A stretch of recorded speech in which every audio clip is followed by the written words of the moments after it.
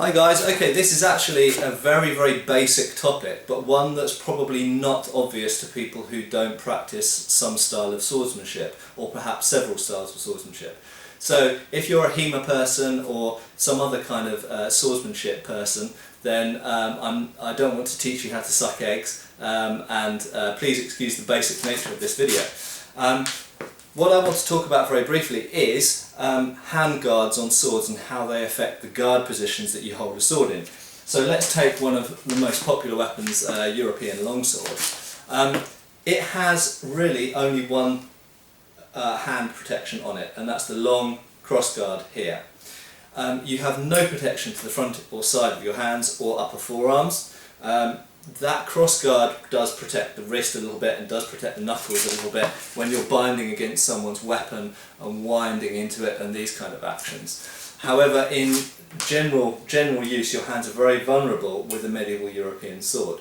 Therefore, the guard positions, and a guard position being a position you start from and finish in and recover to after doing an attack or a parry or some other movement, are generally keep the hands back and withdrawn from the opponent so that the opponent can't snipe the hands easily. For example, you have Inferiore Posta di Finestra, Posta di Donna, and various other guards, Posta Breve, and then the low guards, which you probably can't see on the camera unfortunately down here, which all keep the hands away from the opponent. The exceptions are really guards that threaten with the blade by their very nature. For example, Posta Breve to an extent, Posta Longa, Posta Frontale, and so on, which have the point in front of the hands, and so your hands are protected by the fact that you've got the blade in front of it.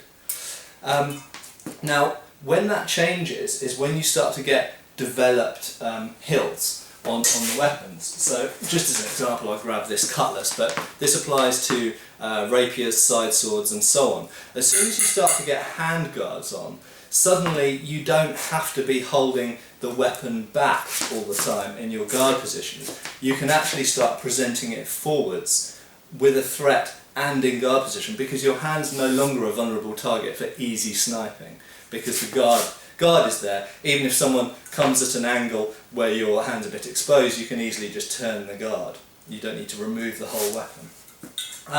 And the last thing I would want to mention as well is that katanas are essentially like a longsword. They're a two-handed bladed weapon, and so the guard positions from Kenjutsu are actually very similar to the longsword guard positions, because it's a similar weapon, similar solutions.